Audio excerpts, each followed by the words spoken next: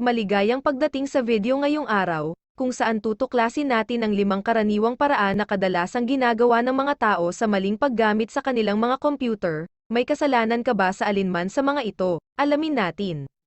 Una, neglect ng software updates. Ito ay isang karaniwang pagkakamali. Ang pagpapabeya sa mga pag-update ng software ay maaaring maging mahina sa iyong computer sa mga banta sa seguridad. Palaging panatilihing napapanahon ang iyong system at software.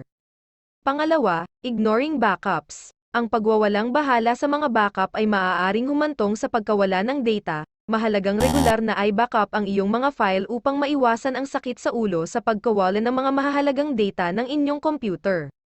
Pangatlo, click ang recklessly. Ang pag-click ng walang ingat ay maaaring maglantad sa iyong computer sa malware at mga scam.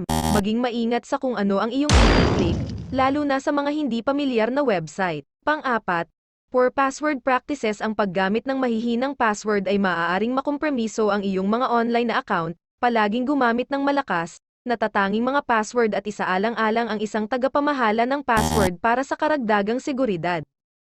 Pang-5, ang hindi paggamit ng antivirus software ay maaaring maglantad sa iyong computer sa mga virus at malware. Ito ay isang mahalagang depensa laban sa mga banta sa online. Ito ang 5 karaniwang maling paggamit ng computer na dapat mong iwasan: ang pagpapabeya sa mga pag-update ng software, pagbabaliwala sa mga backup, pag-click ng walang ingat, paggamit ng mahihirap na password, at hindi paggamit ng antivirus software ay maaaring humantong sa mga seryosong problema.